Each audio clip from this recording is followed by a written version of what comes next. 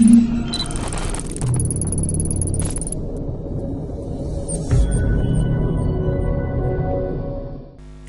salut les amis et bienvenue dans cette vidéo numéro 41.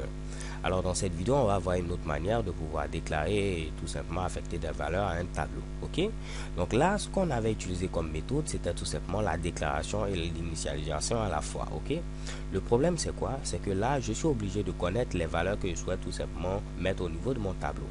Alors que lorsqu'on va écrire des programmes, il peut parfois arriver qu'on ne connaisse pas dès le départ quelles sont les valeurs qu'on va mettre au niveau ici du tableau.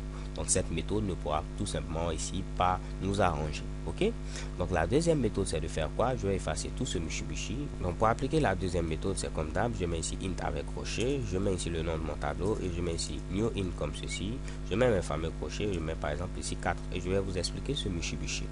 Alors ici rien de bien compliqué, j'ai dit que je veux avoir ici un tableau et ce sera un tableau de 4 entiers. Ok, donc là je suis obligé de donner au départ ici le nombre d'éléments que je vais avoir au niveau de mon tableau, ce qui va permettre au niveau ici de la mémoire de savoir combien de cases je dois réserver, raison pour laquelle j'avais pris tout simplement le logiciel Pen pour vous expliquer un peu au niveau du tableau qu'est-ce qui se passe. Ok, donc là lorsque vous avez mis ce Mitsubishi en mettant ici int crochet table new int 4, qu'est-ce qui va se passer?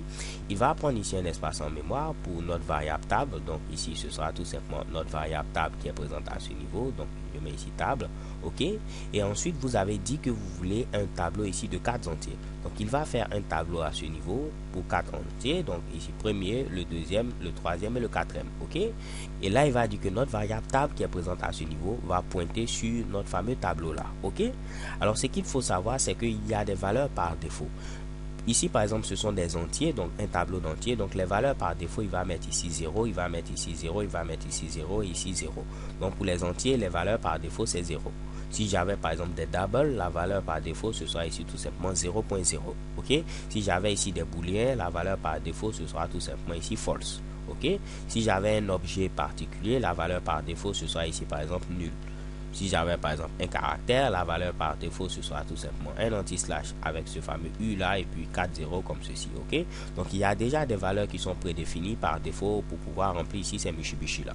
Mais nous, vu que nous avons ici tout simplement des entiers, la valeur par défaut ce sera 0 0 0. Donc là, vu que nous avons mis new int 4, il va faire un tableau ici qui peut prendre 4 éléments et va les initialiser avec 0 0 0 0. Ok, donc pour pouvoir initialiser ce Mitsubishi, puisque ici ce sera la position 0, la position 1, la position 2, la position 3, on pourra dire par exemple au niveau de la position 1 on veut mettre ici telle valeur et on va remplacer cette valeur pour mettre ici une autre valeur, ainsi de suite. Ok, donc là je peux dire quoi? Je peux dire au niveau de notre tableau, au niveau de la position 0, je veux mettre ici comme valeur par exemple ici 14.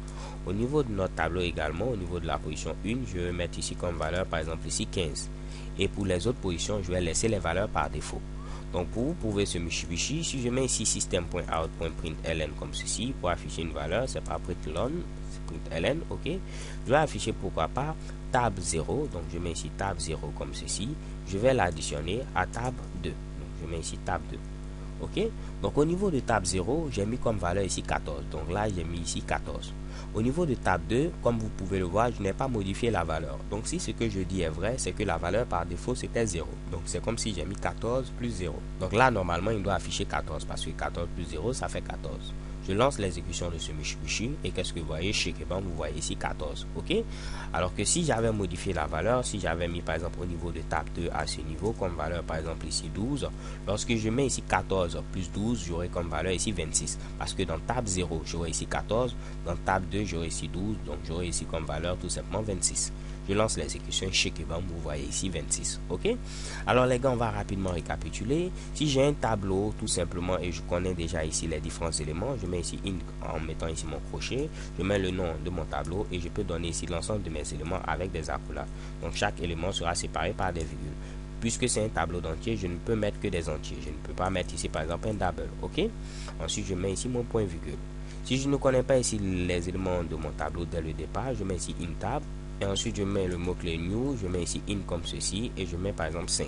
Cela veut dire je vais mettre ici 5 éléments au niveau de mon tableau. Et après je pourrais faire l'affectation, sachant que par défaut il met ici des valeurs. Si c'est un entier, il met ici 0, un double 0.0, ainsi de suite. Ok, ce qu'il faut savoir c'est qu'une fois que vous spécifiez ici la taille, vous ne pourrez plus la changer. Si j'ai mis par exemple ici 3, pour dire que c'est un tableau à 3 éléments. Donc après, je ne peux pas venir modifier pour dire que c'est un tableau maintenant à 5 éléments.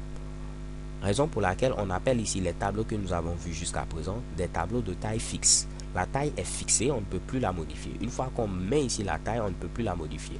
De même, lorsque je mets ici une table et je mets ici les valeurs, par exemple 15, je mets ici 12, je mets ici 56, implicitement, j'ai dit tout simplement que c'est un tableau à 3 éléments.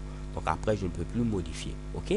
Donc là, ce sont des tableaux de taille fixe. Par la suite, on va avoir ici des tableaux dynamiques en utilisant par exemple les array list. Ok. Alors pour l'instant, c'est tout pour cette vidéo. J'espère que cette vidéo ne va pas être assez longue. So thanks for watching. Peace. XOXO.